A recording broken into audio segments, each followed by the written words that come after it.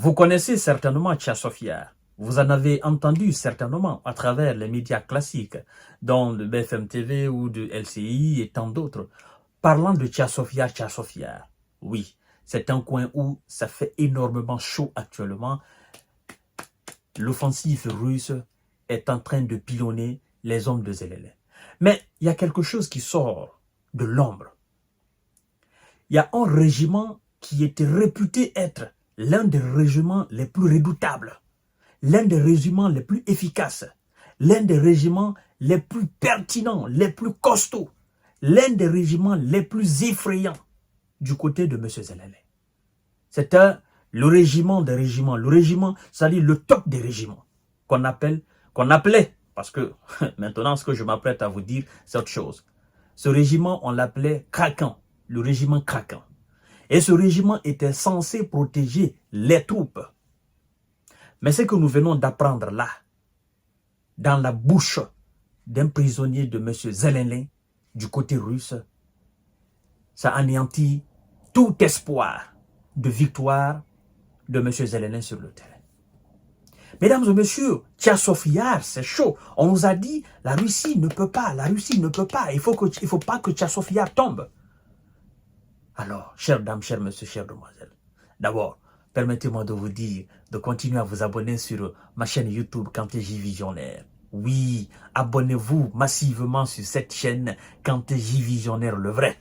Activez la cloche de notification pour ne plus rater mes vidéos. Et mesdames et messieurs, abonnez-vous aussi sur ma page Facebook Infomonde. Nous allons dire mot par mot ce que ce prisonnier vient de nous dire.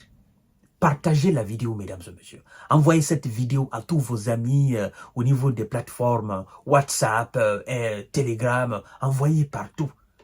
En fait, le but, c'est pas de nous moquer de qui que ce soit. Le but, c'est d'étayer la vérité. C'est d'établir la vérité. C'est de dire exactement ce qui se passait sur le terrain. Installez-vous confortablement. Le régiment ukrainien Kraken a fui ses positions à Tchassofia selon un prisonnier de guerre. Ce régiment hautement qualifié, vous voyez, leurs chars, ce sont leurs équipements. J'ai capturé la photo, ce sont les équipements. Je n'ai pas permission de poster ces vidéos, non. Je n'ai pas droit d'auteur sur ces vidéos, non.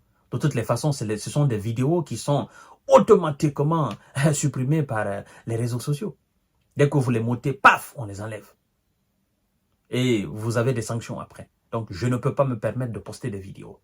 Voilà, pour des questions de droit d'auteur, machin, je ne peux pas. C'est comme des musiques, par exemple. Je n'ai pas le droit de poster des musiques parce que ça ne m'appartient pas, au fait. Mais des informations, nous pouvons les traiter, comme les médias classiques le font. Vous comprenez? Alors, vous voyez les équipements, ce sont des chars. Ce sont les équipements de ce régiment de ce régiment Kraken à Tchassofia. Et le gars nous dit quoi, mesdames et messieurs? Partagez la vidéo dans tous les groupes possibles. Oui, le régiment ukrainien Kraken était censé couvrir, vous avez compris, était censé couvrir les unités régulières. Les unités régulières à Tchassofia.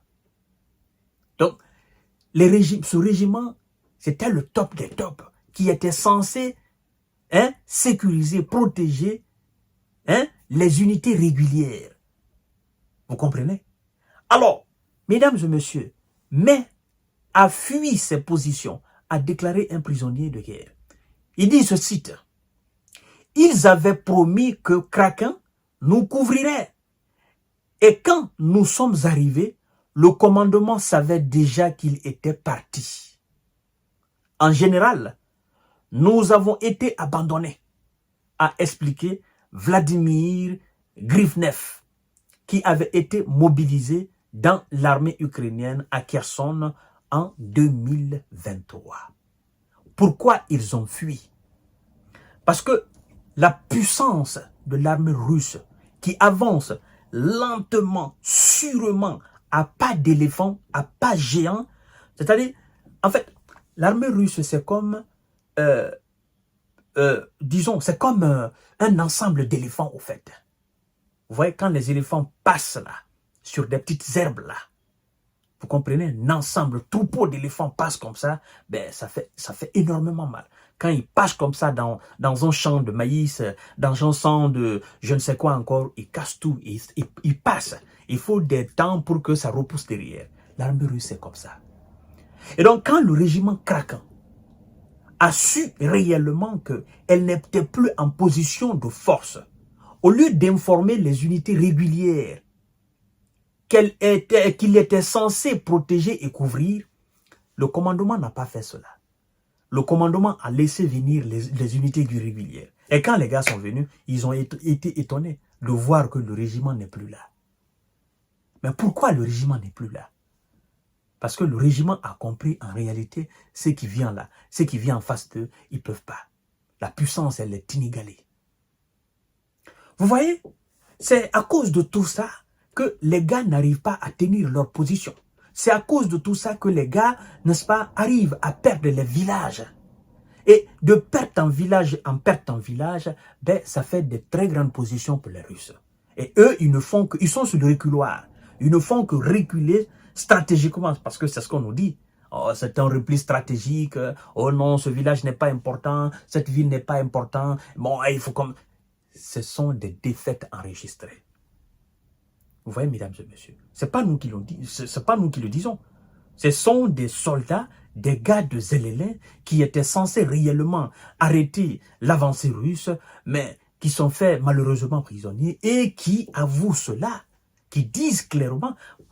Vous savez, la fois dernière, il y a un autre au niveau de Kharkov qui a clairement dit que M. Zelelin et ses hommes n'ont rien préparé à Kharkov. Bon, Kharkov, c'est Kharkiv, Kharkov, c'est la même chose.